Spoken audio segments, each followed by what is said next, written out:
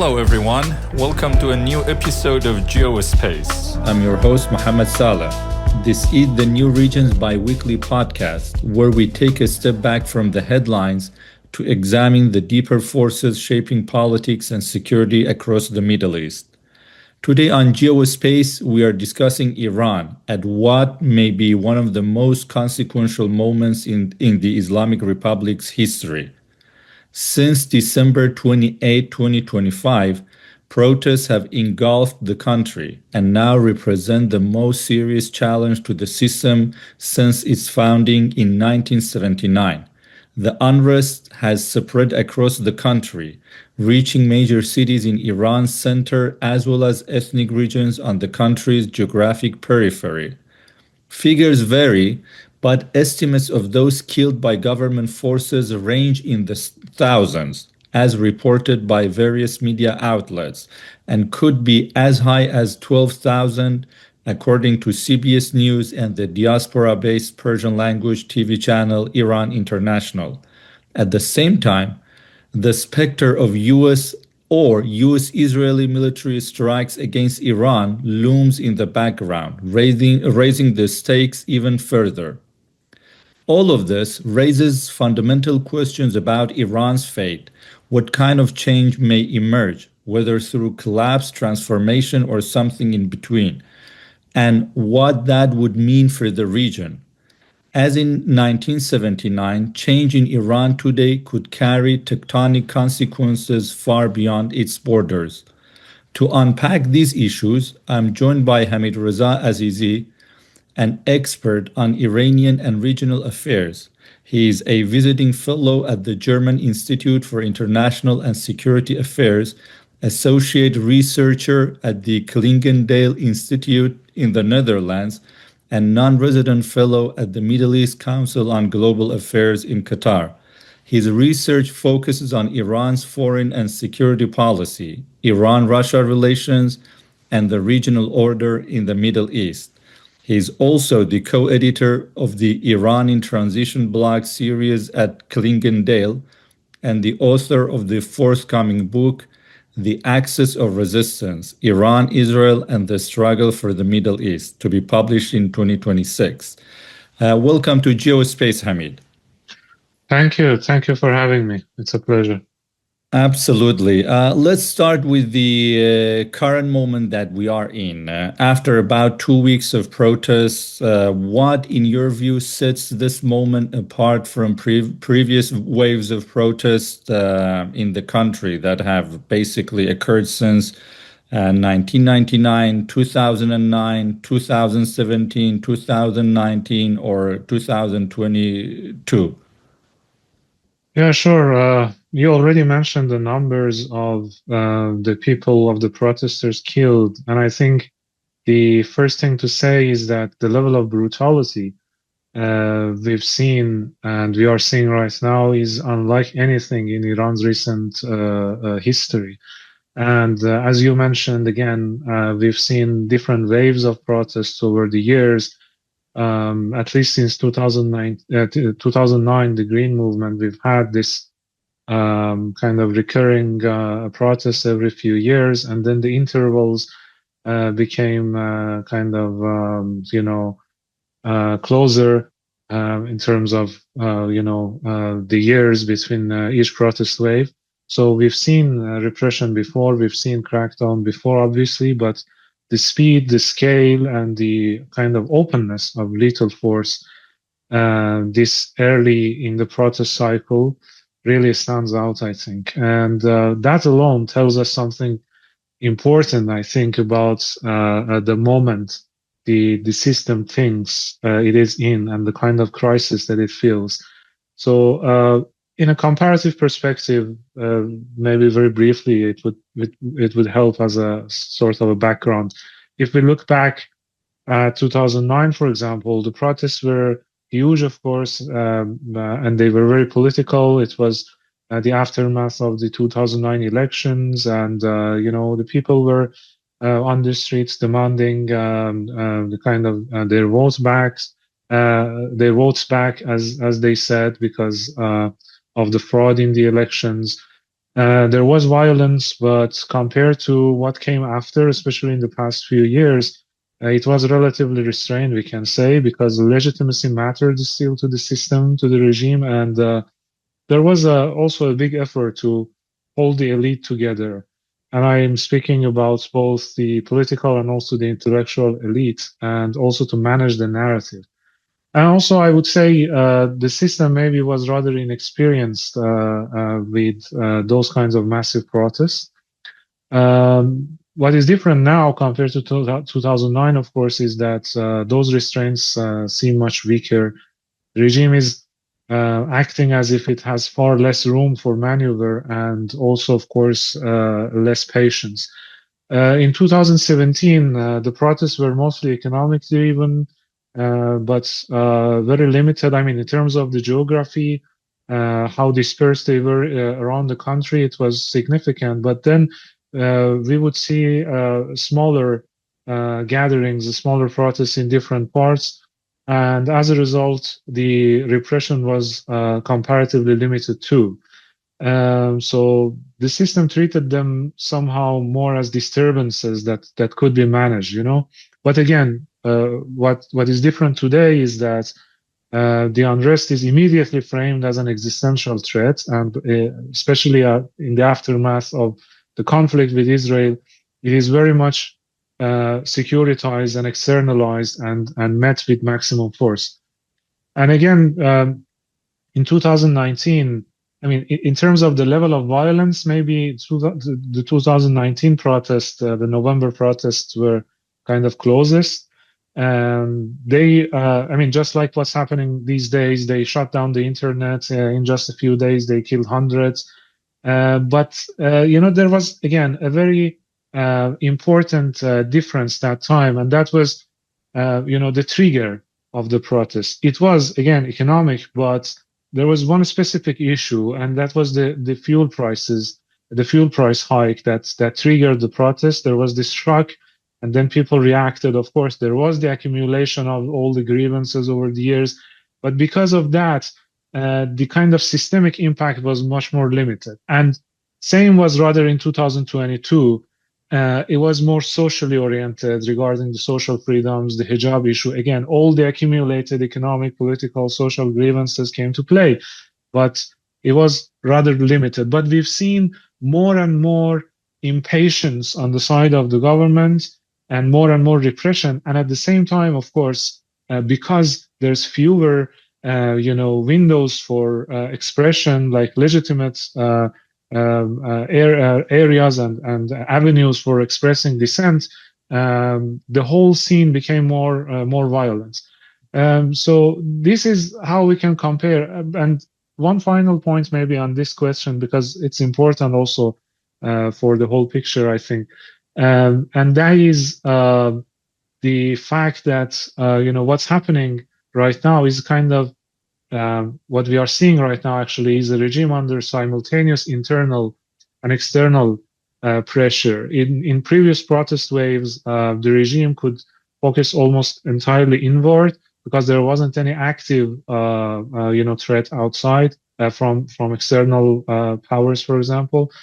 But today it is dealing with mass unrest at home while it's still operating in the shadow of the 12-day war with Israel, and that's the main reason that they are basically framing, I mean, the Iranian authorities, they are framing the conflict as the continuation of the war with Israel somehow, and that way they try to legitimize and justify the excessive use of violence and the brutal crackdown of the protesters. Right. If you also look at the history of protests in Iran, like in 1999 with the university student protests, and in 2009, you know, those were really reform-oriented protests, right? They each had like a specific set of grievances and wanted to fix an aspect of the Islamic Republic. But what we have seen since 2017 is a change in the, you know, sort of the class foundation or basis of the people who take to the streets to protest, and also the protests really taking on a, you know, sort of revolutionary character. First, like, do you agree with that And if yes or no, why? Yeah, absolutely. This is a very fair observation, and I agree with that because actually I was listening to a conversation between two Iranian sociologists recently. It was before, of course, the internet crackdown and everything, and both of them had carried some research in terms of public opinion surveys with different methods. One of them kind of field surveys, the other one mostly through online methods and so on. And one thing that stood out for me when I was listening to that was that their funding. Both of them basically confirmed that until maybe 10 years ago or something, and just as you mentioned, until 2017, when they would ask people if they would identify themselves with one of the political parties or political factions in the country, and more specifically speaking, with either reformists, so-called, or the conservatives, they would more than 50% of the people would choose one of these two. But afterwards and gradually, the number started shrinking, and now until I think last year or 2 years ago, when they had conducted this latest survey, it was around 10%, and it's very significant in terms of how the society thinks and how the kind of view, the overall perspective of the society is in terms of whether and to what extent the current political system, the current political order can represent their demands, can represent what they really care about, what they stand for. And this is, of course, also relevant to, there's different factors. On one hand, we have this generational shift. We have like younger people who see no prospects either in terms of, the social situation or like the longer term economic prospects that they might have in the country. And on the other hand, and speaking of economy, the deteriorating situation that has resulted, and this was another point that was really interesting and important, I think. The other thing is that the poor class or the lower class, in terms of income, the lower class, which was traditionally supposed to be more supportive of the Islamic Republic, this idea of Mustazafin versus Mustakbirin, right? The oppressed versus the oppressors, and the Islamic Republic claiming to represent the oppressed. Even those people have started to be disillusioned with the trajectory of the Islamic Republic. So that's why, as you mentioned, since 2017, we've seen slogans and demands of the protesters being directed at the system in its entirety. And regime change has become one of the main demands, and the whole process has become rather revolutionary. So these are the reasons I think that we can identify for this. Right. I was wondering now, as things stand with the wide separate protests inside the country and the tremendous external pressure, the major decline of the Iranian regional project and its so-called axis of resistance, and with these, waves of protests almost every couple of years since 2017. What should we expect for the future of the country? Are we going to witness some sort of regime collapse in the coming days, weeks, or months? Or, some sort of regime transformation, sort of in the way that occurred in Venezuela or seems to be occurring there?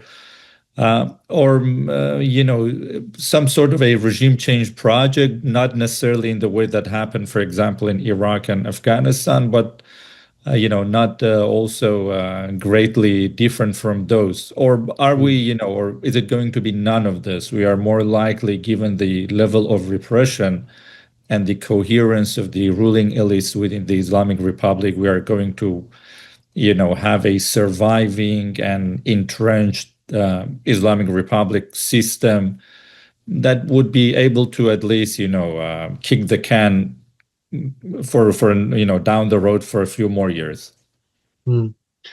The problem is, unlike what we just discussed about the background and the history of the protest, which points to a very clear trajectory of events, anything from now on, from this moment, and about the prediction of the future trajectory would be very much speculative, especially given that how fluid and how evolving the whole situation is, and the variety of the factors involved internally and externally. For example, you just mentioned in the introduction the kind of external situation, and then we have the threat of a military strike, for example, by the United States. That could be a game changer. So at this moment, at the moment that we are speaking, I think although it's premature to look into any single trajectory, but we can of course speak about the kind of indicators that point toward each of these scenarios that you mentioned: collapse or regime change or transformation, and then to see what can come out, with the caveat that, of course, one black swan event can change the whole picture rather quickly, even as we speak. So about the regime change, first of all, now that we are speaking, and this is 14th of January, of course, because of the very much restricted access to the internet, but still, compared to the days before, we've not seen any videos of new protests, and that has resulted in speculations among the observers, like open source analysts, that the protests inside the country might have significantly subsided, of course, as a result of this very brutal crackdown and massacre by the regime. So even if we assume that there are still some protests in parts of the country at this moment, regime collapse doesn't seem like the likeliest, at least near-term outcome, and it doesn't seem imminent, because regime collapse would usually require elite defection or paralysis, and then fracture in the coercive apparatus, and also loss of basic governing capacity. So none of these has happened in a tangible sense yet. What we have seen instead, as it is usual actually in the case of the protests in the Islamic Republic, is that the political elite usually close their ranks because they see their existence only in the framework of the existence of the system, and that has to do with how narrow the room for political activism has become over the decades in Iran. So for that reason, they kind of put their differences and disagreements aside. They unite, and this was really significant. I think the language used by the so-called reformist President Pezeshkian, and then someone like Hassan Khomeini, who was promoted by the reformists as a potential candidate for the supreme leadership and so on. So they literally use the same language used by Khamenei and others, calling the protesters terrorists and so on. So for this reason, the regime collapse doesn't seem imminent, and so is the case when we speak of a regime change. At least not in a kind of clean or organized sense, the regime change at this point.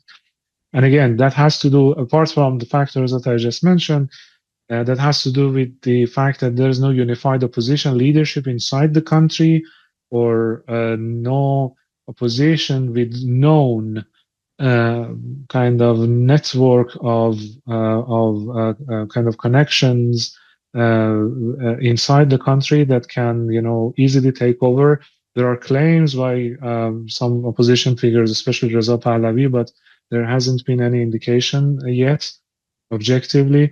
There's no agreed transition framework among different opposition factions, and also no institutional channel that would link protests to power transfer. The people's grievances, and there were people from all walks of life with different political opinions. They did, of course, said yes to Pahlavi's call, came to the street, but not all of them are monarchists, not all of them are supporters of Pahlavi. That was a moment of unity among the people. And then regime transformation we have as a scenario, which at the moment, again, seems the likeliest one, because, one thing is for sure. The Islamic Republic, in the sense that we know before, be it in terms of the kind of how stable or unstable its rule within the country is, or how legitimate or illegitimate it is perceived outside of the country, that no longer exists. The Islamic Republic, there's nothing Islamic, nothing of a republican essence in the current regime, and what is left is just ruled by fear and by repression alone. And I can imagine that, because, as I mentioned, there are differences, there are disagreements within the system. I can imagine that after this round, and if they really succeed in kind of quelling this round of protests completely, then those differences will emerge, because in any case, this is not sustainable. They can buy some time and mobilize their supporters, which is of course not insignificant. If we take the latest presidential election as an indicator, in which 13 million people voted for the ultra hardliner candidate Saeed Jalili, we can say that more than 10 million people still support the Islamic Republic. But even to them, without any meaningful prospect for economic recovery, which needs sanctions removal, which needs in itself a clear diplomatic path with the United States, nothing can be sustainable. So I can imagine that elements from within the system, and especially, factoring in Khamenei's age and the transition question, the succession question, which was there already for a few years, I can imagine that elements from within the system can emerge, and then they could reach out, for example, to external powers. They might be already reaching out. We don't know, simply. And here comes what you mentioned, for example, a Venezuela style, regime change / transformation somehow. The face of the regime being removed, but the essence remaining. And then people have been speculating about this scenario for a long time. Then, for example, a new regime, less clerical, more military in terms of IRGC coming to power, taking over, and then reaching out to the West at the same time, giving some social freedom, some economic, openings to the people. That seems like a plausible scenario. But then again, there's a lot of factors. And finally, and I don't want to go much deeper in this, because the deeper you go, the more unknown you will see. But I think at the moment, the key factor is the US factor, whether Donald Trump is going to, actually, initiate a strike against Iran, be it limited or more extensive. Whether they're, again, thinking back of the Venezuela scenario, whether there have been already contacts with elements within the regime that make this transition rather cleaner or not.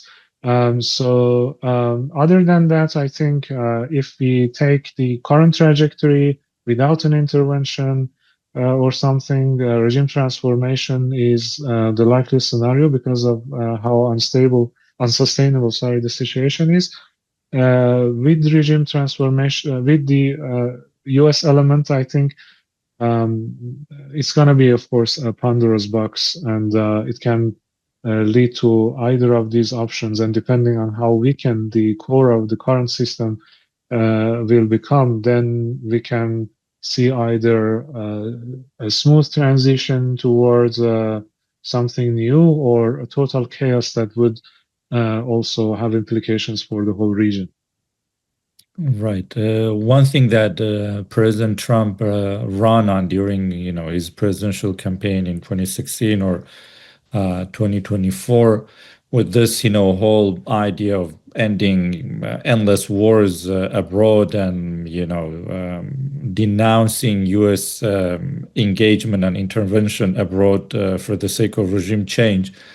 With Venezuela, though, he seems to have found a sort of a way of creating, or affecting change in the sense of behavioral change in some of the regimes hostile to the U.S. without having to go in the manner that the U.S. did in Iraq and Afghanistan, commit to a protracted military campaign and occupation.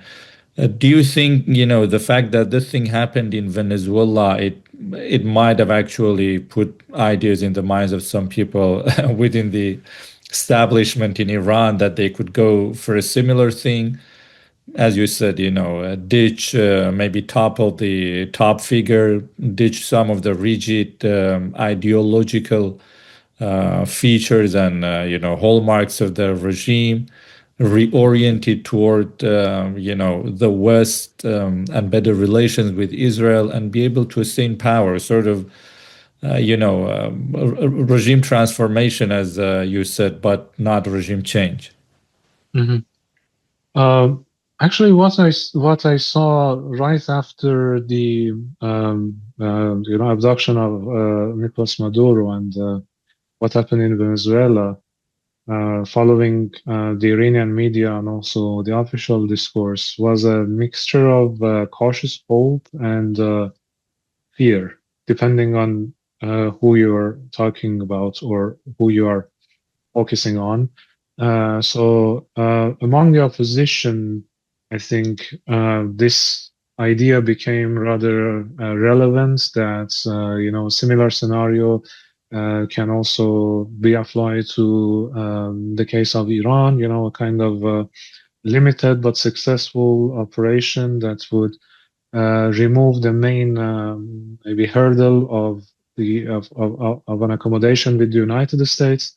And then at the same time reaching out to some other elements within the system and guaranteeing that things are going to go toward the right direction from the perspective of the U.S. interest. So that sort of an arrangement, there's been actually a lot of speculation on that, and at the same time, among the regime circles, there was this concern. Actually, for two reasons at least. One reason is, of course, the fact that a similar operation can happen, and it can embolden Donald Trump and the United States, the U.S. administration, that even without sort of extensive military engagement or intervention, you can reach the desired outcomes. And because and this is actually also interesting because as far as I know, and again because the Islamic Republic's strategic narrative has been one of my main focus of research over the past few years.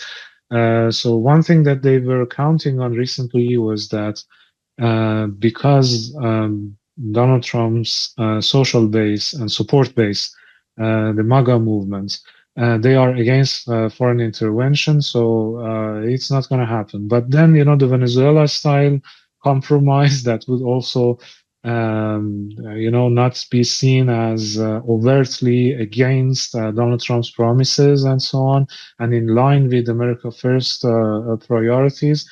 That was one of the main reasons, as I said, that created these anxieties among the regime circles.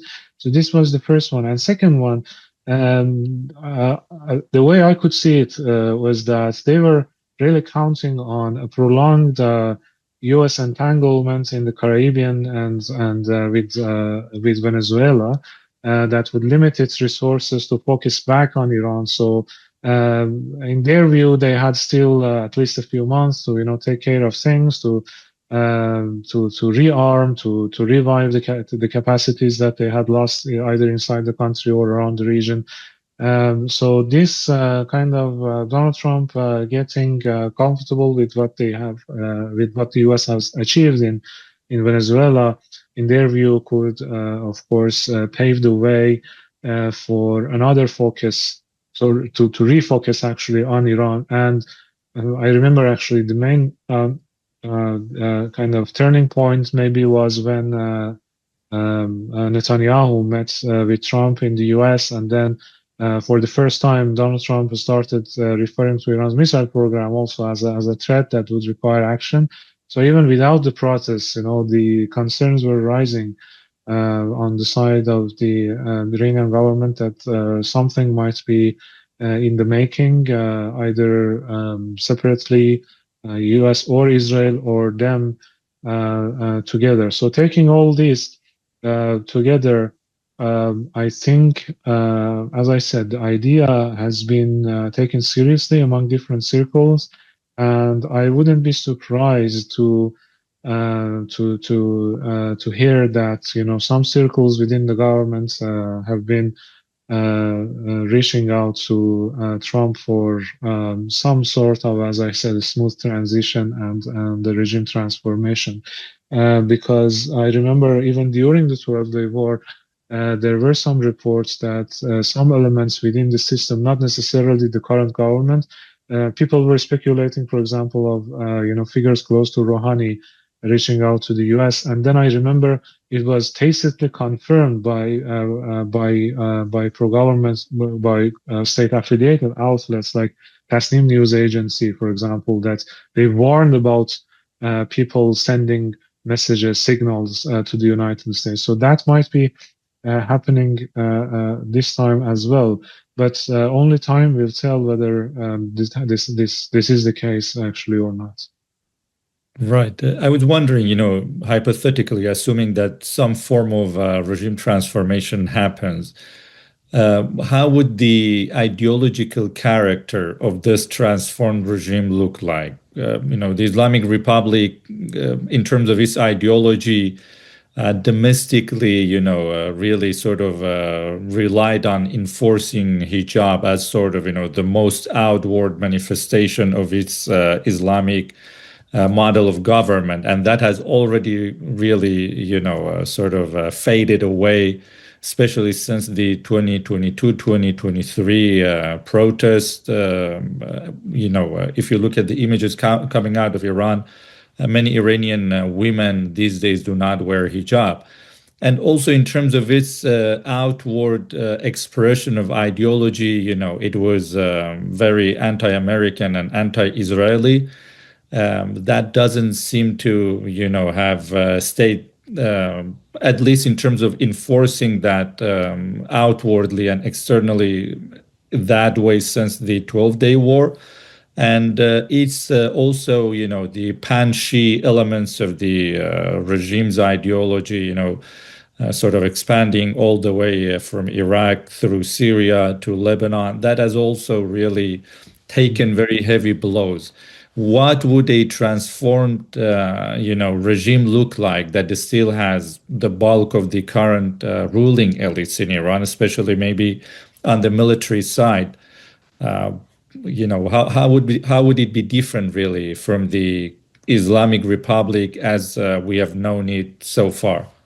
Yeah, this is also a very valid question, but again, that would be very speculative, especially depending on which faction and even which people, which figure from within the system would take over after Khamenei, for example, or if he dies, he's taken out or is removed somehow. So again, there's a lot of different factors at play here, but of course we can make some guesses, informed guesses, I hope, based on what we know so far. So look, one thing is important. I think the clarification is very needed here, because you didn't say that, but I've heard this over the past, especially past few months after the war, and even before that, after the Woman Life Freedom movement, that the Islamic Republic has accepted this new lifestyle of the young people or the women. So there are signs of reform, there are signs of change, of course, and so on and so forth. And this is very important. I don't see it as the Islamic Republic changing course willingly. It had to change course tactically in order to buy time, so that it could, gain its confidence back and,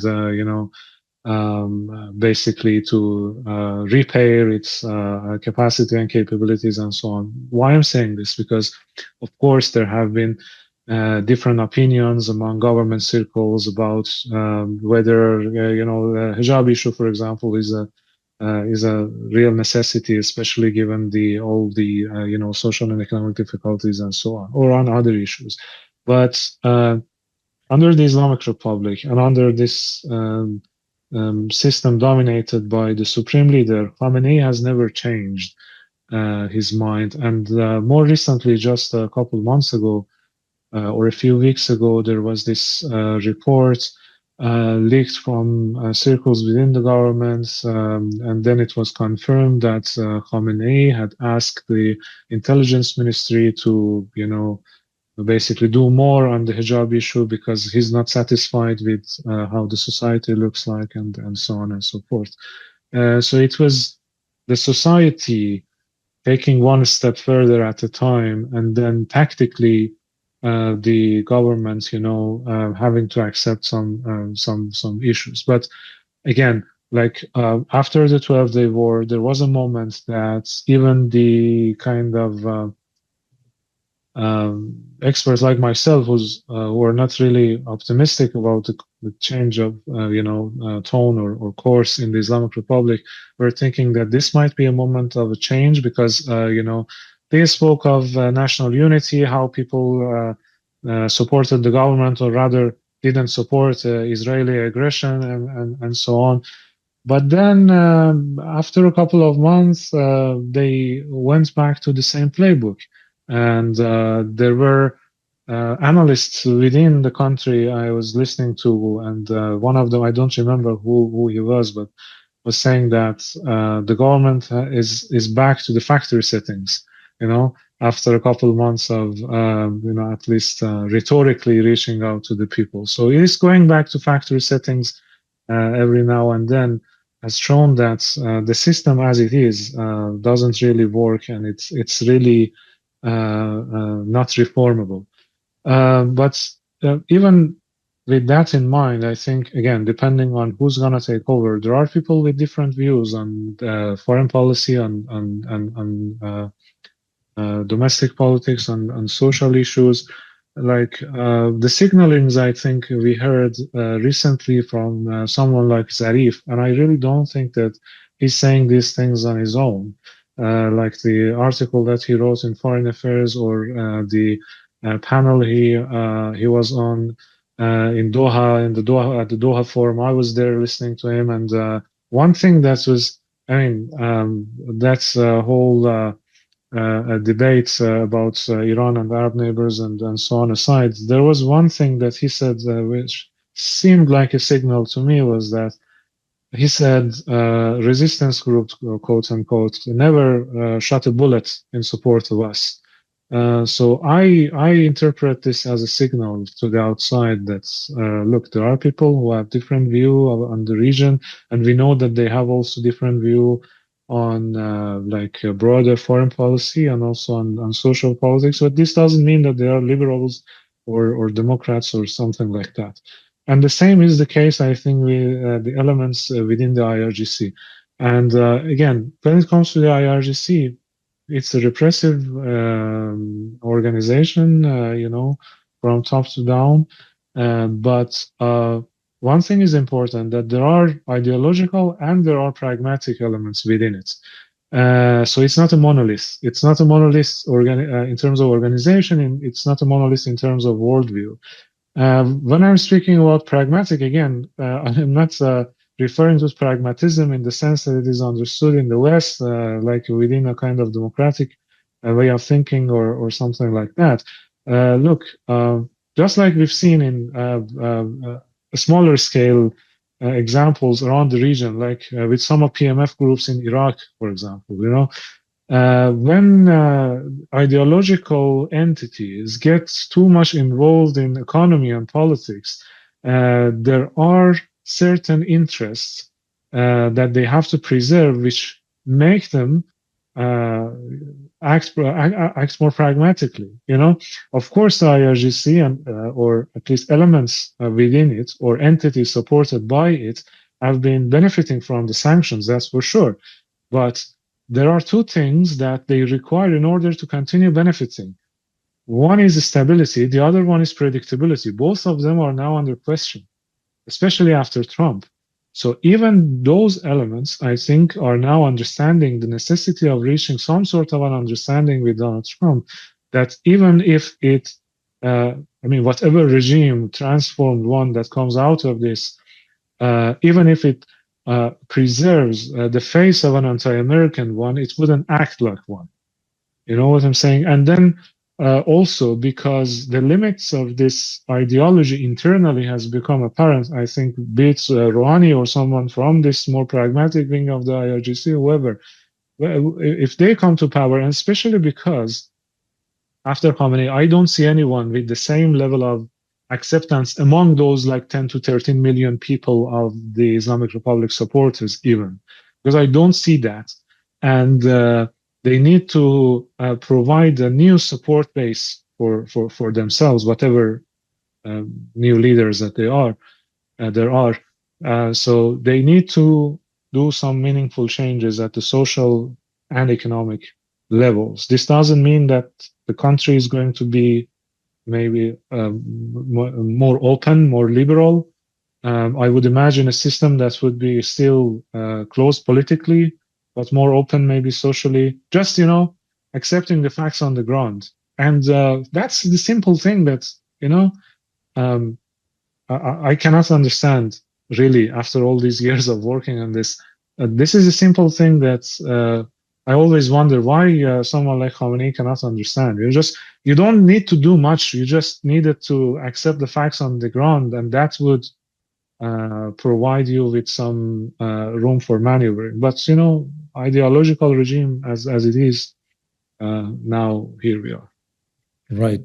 Just to your point, I remember, I think it was in late 2010s, Khamenei, in a speech, he said even though Iran, had an Islamic government, that the Iranian society had not been transformed into an Islamic society, which goes to show, that despite decades of material investment, propaganda, even a violent enforcement of certain ideological aspects of, Islamic Republic as understood and practiced by the government there, that basically the supreme leader of the system coming out and acknowledging that they had failed to really change the Iranian society in the way that they ideologically envisioned was interesting. But again, going back, to those more hypothetical and speculative sort of thinking about the future of Iran, do you see a scenario where someone like Reza Pahlavi, given that even despite, all the criticism of him and his conduct and the people around him, he's probably the most well-known face in Iran, especially outside of the ethnic regions of the country. Either a scenario of, this kind of regime transformation whereby he would be either invited back or, he would do a Khomeini-style type of flight back into Iran at some point, with this kind of transformed or new reality of the core body of the current Islamic Republic in place, especially with the administrative, bureaucratic and security and military aspects of it, and Reza Pahlavi on the top, given that he could be also really very useful to whoever inside the current regime who would want a slow, peaceful transition into something new. He's known in the West to some extent, he has also a very good relationship with Israel and could help resolve some of this, dilemma or predicament that the Islamic Republic has plunged itself into over the past few decades?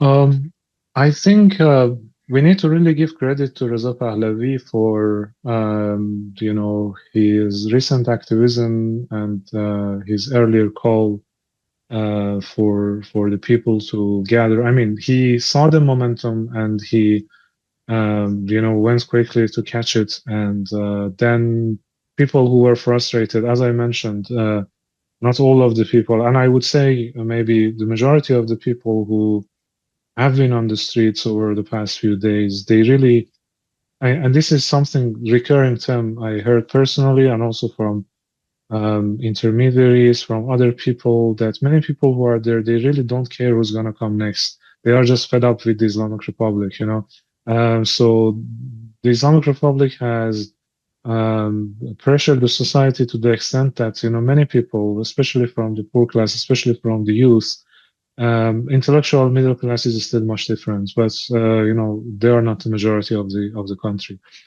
So many people really don't care about what's going to come next. This is of course dangerous from a political science perspective, from a even when we study the revolutions, but it is as it is. So it was important, as you mentioned, because he was well known and his voice was heard and echoed by the outside by the diaspora media, like Iran International, especially.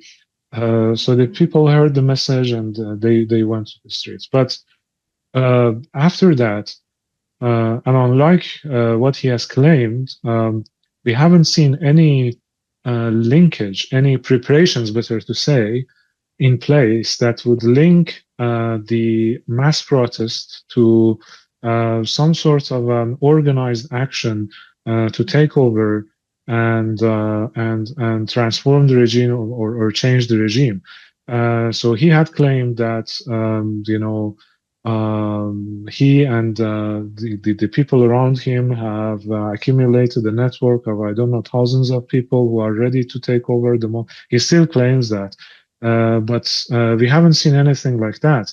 And it seems to me, and I hope I'm wrong, but it seems that the only plan that he had was to for the people to come to the streets, and then for him to use it as a leverage to put pressure on the United States to intervene, and then initiate a regime change with foreign backing. There might be some missing parts to the story that we simply don't have, given the sensitivity of the issue.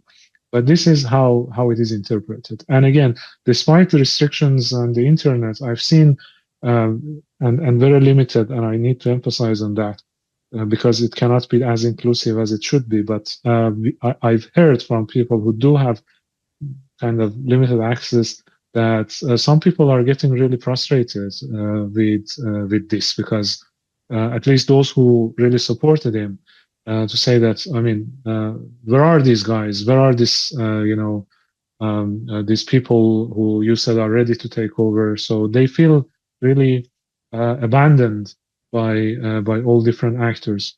So we shall still see, but that's the reality on the ground. And back to the requirements for a regime change, I think Pahlavi or whoever else who want to take over, given this very massive bureaucracy, especially in the security military field that the Islamic Republic has built over the years, it's really impossible to imagine a scenario of a smooth transition without securing the loyalty of a significant sector of the security and military establishment. That was exactly what happened in 1979. Khomeini could have not returned to the country before the Royal Army expressed loyalty to the revolution, and this cannot happen unless elements from within the IRGC defect and express loyalty to the revolution. So I don't think it's the matter of who, but it's a matter of how. So neither Pahlavi nor anyone else, with or without foreign involvement, can really be effective in kind of in a transitional period without these requirements.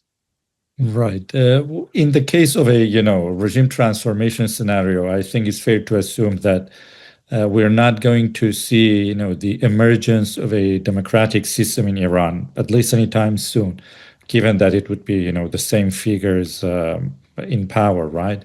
But in the case of, let's say, regime change or regime collapse, do you see Iran transitioning into a democratic state, or are we more likely, given the circumstances, the kind of actors, that are present in the Iranian political landscape, that we are going to see more of a chaotic scenario unfold?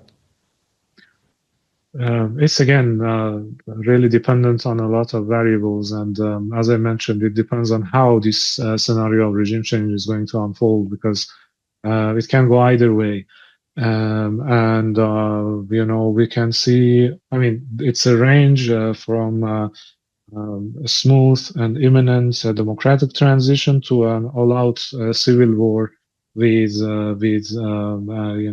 regional external consequences. So everything, because as I said, it would be a Pandora's box, and everything would be possible. But there are, I mean, we cannot say with an acceptable degree of certainty, but what we can say is the indicators to watch.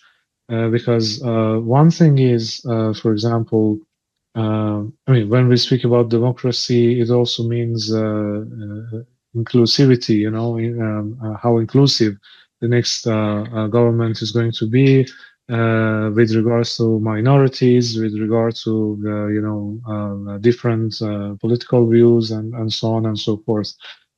So one point of debate that I have seen, for example, and I give you just as an example. One thing that has resulted in frictions among different segments of opposition, and I'm mostly speaking about the diaspora opposition, has been this issue of how democratic the whole landscape, even among the opposition, is supposed to be. So there's one group significant in terms of the people involved, and in terms of the variety of ideas involved, who call themselves, broadly speaking, Republicans or democratic opposition. And then we have Reza Pahlavi, who himself has not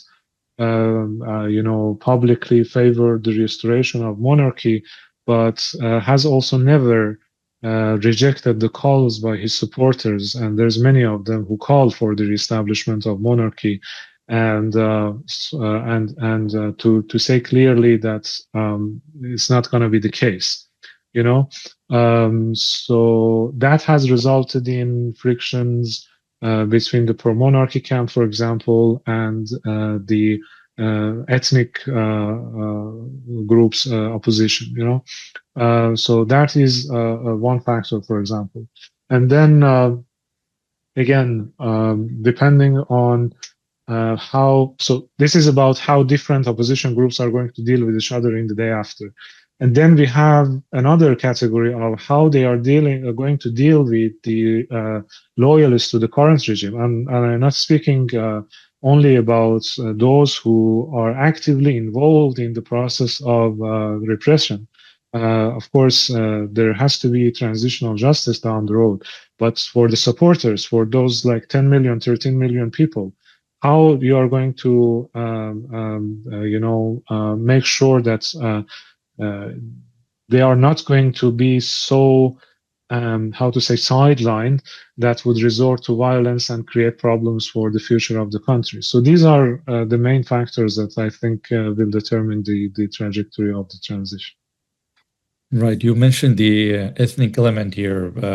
Ethnic activism has been really quiet important and powerful, especially since 2017, in shaping the course of protest throughout Iran. How, what kind of role do you see for ethnic activists or ethnic-based parties in Iran and communities in terms of shaping the trajectory and course of events, whether now at this stage or in the future of the, in a post-Islamic Republic future, let's say, in terms of contribution that they could make to the democratization of the country, or, even in terms of becoming a point of friction, ethnic-based demands, and, possibly renewed conflict in the country. No, so some of it I think I mentioned in the answer to the previous question. I think, as I said, it depends on how those friction points are going to be addressed and managed. But on the ethnic question overall, as we know, as you mentioned, it has been quite a factor in the previous in all rounds of protests, at least since 2019, and even before that. And it's been, on one hand, interpreted by the government, and it's been actually employed by the government as a way to securitize, to manipulate the narrative, to frame the uprisings and the protests through separatism lens and things like that. So this has been the kind of narrative aspect of the things and how it is manipulated by the government. But on the other hand, we've seen some very powerful kind of organization and coordination capacity, especially speaking of the Kurdish majority areas. Like those regions have been always very kind of, people there have been very coordinated in terms of, going for strikes, for example, both during the Women Life Freedom movement and now. So there's huge capacity. And as an observer, I really haven't seen like any, how to say, element of organized sort of, or better to say, any significant or organized sign of separatism playing a role in the demands of especially the Kurdish ethnic groups, for example. It's been always through the national framing. So they have and this was really on full display during the Women Life Freedom movement, because it was triggered by the death of a Kurdish woman, right, Jina Amini. So many people would expect the Kurdish areas to rise, and then the frictions like intra ethnic frictions. But the day after her death, there were protests in Azeri areas in support of the movement, and then it spread throughout the country. So it has also acted as a unifying sort of symbol at times. Let me ask you, yeah. Sorry for interrupting you, but because we are also nearing the end of our time, one thing that has been driving the government's repressive approach to treating ethnic communities, their grievances, their rights, the conception of Iranian national identity along axis of Persian language and culture, and also Shiism, right? And this has been sort of constant throughout both the Pahlavi times and also the Islamic Republic. Can Iranian ethnic communities or activists hope for a future Iran where this definition of what it means to be Iranian is broadened in an inclusive and democratic way, in a way that does not criminalize these kind of core personal aspects of identity of a large segment of the Iranian population, right? Whereby if you are demonstrating for the use of your language, you would be easily branded or convicted as a separatist, sent to prison and executed by, by whoever is in charge. Either really that sort of, hope or signs of that kind of change occurring in the broader mentality of how a future Iran is going to be, or how it is being at least envisioned in the popular and public discourse, during these protests or in the past? In a nutshell, I think it really depends on how democratic, in true sense, this next government is going to be. Why I'm saying this? Because I see really, I would say, promising signs of awareness of this multi-ethnic, multi-identity nature of the country among the younger generation from all different parts of the country. And I think what we've seen in terms of ethnic clashes in many parts of the country, they also have been to some extent either manipulated by or even instigated by the governments, as a means of divide and control, divide and rule. Otherwise, if you, I mean, for example, Instagram maybe is the best place to get a view of the kind of get a sense of the views of the ordinary Iranians, and there you can see that beyond this kind of emphasis from time to time on this or that ethnic identity, there is a broader awareness of this multi-identity, multi-ethnic nature of Iran. So if the next government is really going to be democratic, I don't think there's going to be any problem with rising from the ethnic factor. These people have lived together for centuries in one geography, but the problem started when, as you said, the narrative, the kind of, especially since the first Pahlavi period, the Reza Shah Pahlavi, when they started to build this, or better to say, to initiate this modern nation building of the country around Persian identity and the Persian language.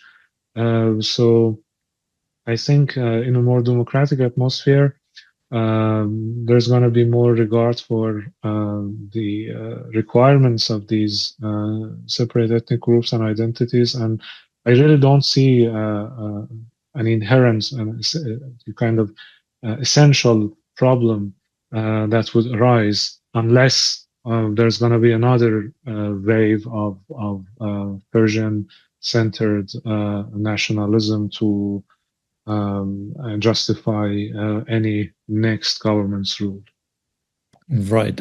As my final question, and I know there are a lot of other things to discuss, but Iran is a very important country in the region, right? By its geographical size, the large population, almost nearing 100 million at this point, and its role, in regional politics. When the 1979 Islamic Revolution happened, it was really a tectonic event for the region, right? It gave a major boost to Islamist movements throughout the region, and after the 2003 Iraq War, Iran has sort of pursued a quite aggressive, also regional expansionist project. Would a transformation or a change or collapse of the current system, or let me rephrase it, how would this transformation or change or collapse of the system reshape Iranian regional policy? Like, what kind of stuff are going to be constant? What kind of things are going to change? Again, it really depends on which faction, in which form, as I said, how this transformation is going to unfold, and also how fast that transformation is going to happen and the new government is going to establish. So given these factors, I think, these are essential in understanding the potential future trajectory of of the country, and also the nature of the next government. How democratic it can be, and how accommodative towards the West and also toward Israel. Because again, thinking of it through, thinking of it in terms of scenarios, one can imagine that an Iran just if there's a regime change, let's put it like this: if there's a regime change the next day, and then Iran starts to not even normalize, but become partners with Israel, then it's not going to solve the inherent rivalries in the region, right? It would just put Iran in the other camp, like with the UAE and then Israel. And then, given the broader geopolitical shifts in the region, Turkey versus Israel, and then Saudi Arabia, UAE frictions, and so on. Iran would have problems with these two neighbors, with Saudi Arabia and Turkey, right? So it really is a very open question. But one can think of the more constant or more stable elements of Iranian foreign policy, as we've seen through the years before the revolution and after that. So Iran as this entity that we know with with today's borders and the kind of national identity and all these ethnic language and whatever minority groups and so on. So there is an understanding that it cannot just be confined to its own borders, in the sense of having no involvement in regional affairs. The only thing is how constructive or destructive this involvement is going to be, because with all these neighbors, with the volatile neighborhood, and I've heard, for example, from these people who can be categorized as the new generation of the IRGC or pro-IRGC elite, that they see Iran's involvement in the region and support even for non-state actors as a necessity, not because of the ideology, but the way they frame it. And again, this is just an example. The way they frame it is that Iran is a majority Shia and Persian-speaking country trapped in a region where there's countries with majority Arabs and Turks and also the Sunnis. So the only way is to reach out. This kind of non-state policy is going to be the only way to live in this region. So these are all hypotheses, of course, but I don't think. Maybe in one sentence, and it's too general, I know, but maybe that's the only way we can frame it. Iran's regional influence, unless there's the worst case scenario of a civil war and like the separation of parts of the country, which again can be imagined as a hypothesis. Unless that happens, I think the next Iran is going to have to pursue regional influence. The only difference would be, as I said, whether it's going to be more constructive or less. Right. So in a way, to put it in a nutshell, geopolitical considerations, Trump ideology, no matter what kind of system or regime would be in power in Iran. So that brings us to the end of today's conversation. Hamidreza, it's been a real pleasure to have you on GeoSpace and really benefiting from your insights on Iran at this critical moment, and the broader regional implications of what may lie ahead. I would definitely love to host you for another episode at some point to just focus on the regional aspects, which we really didn't get to discuss, as deeply today. For our listeners, Hamidreza Azizi is a visiting fellow at the German Institute for International and Security Affairs and a prominent expert on Iranian and regional affairs. And to everyone tuning in, thank you as always for listening. We'll be back soon with another episode of GeoSpace.